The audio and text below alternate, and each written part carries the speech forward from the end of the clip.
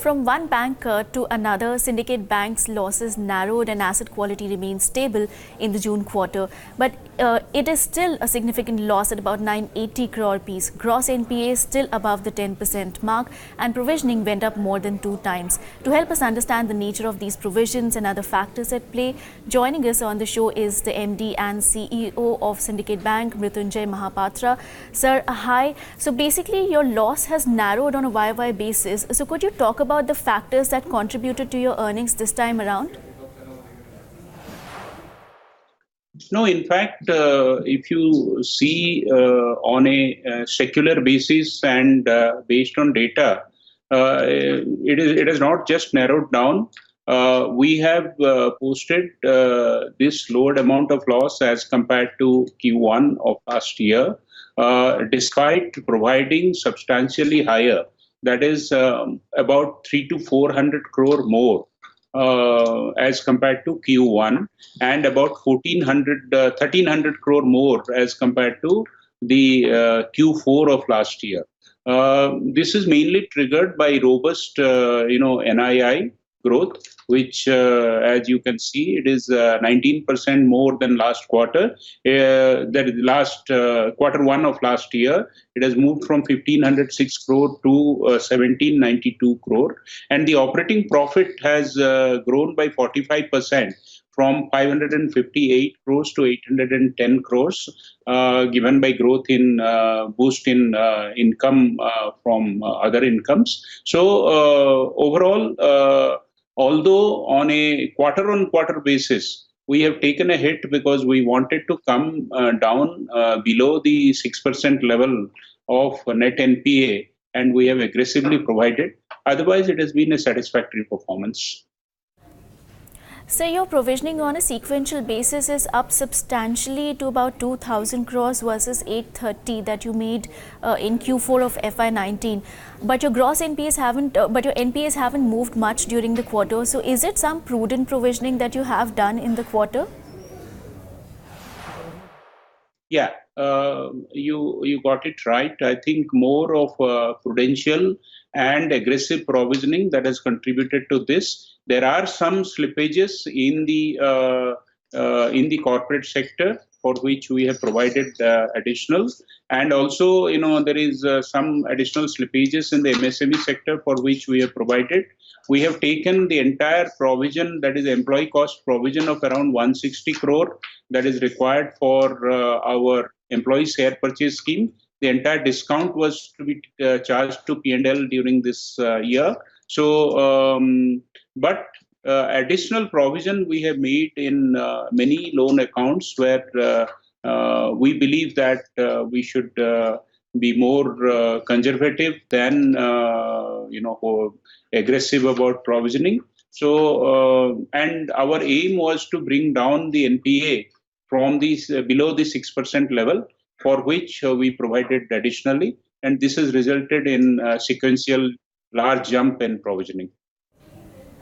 So these accounts that you talked about for which you've made some provisioning, so would you like to name that for us? Which are these accounts? There is the DAG group provisioning, which is about 400 odd crores. It has come in multiple sector. It is in energy sector. It is in NBFC sector. Also, it is age-related provisioning in some of their infra accounts. We have also made provisions in some of the other accounts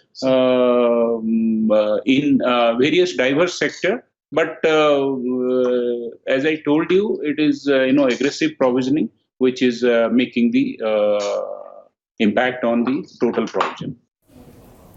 Sir, on account of these names that you just mentioned, do we expect the provisioning to go up further in the quarters to come, or you've taken the bulk of the hit in this quarter?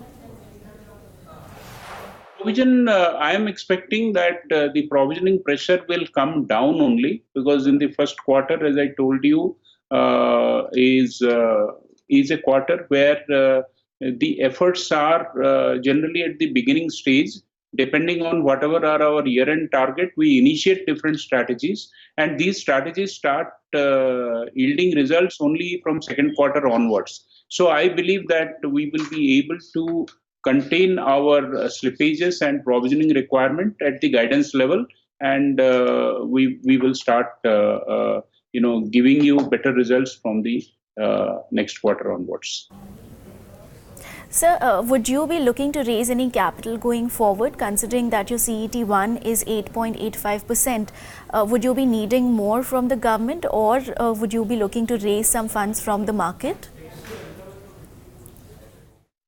See, the growth capital that is required for us, we have projected a growth of roughly around 50,000 crores, around 9% growth in advances, total advances, global advances growth, which is around 20,000. So 55,000 is our total growth in business, of which around 25,000 each will be in deposits and advances.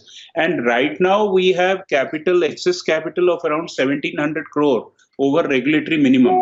And based on the current risk-weighted asset portion, we can easily grow by 28,000 crores.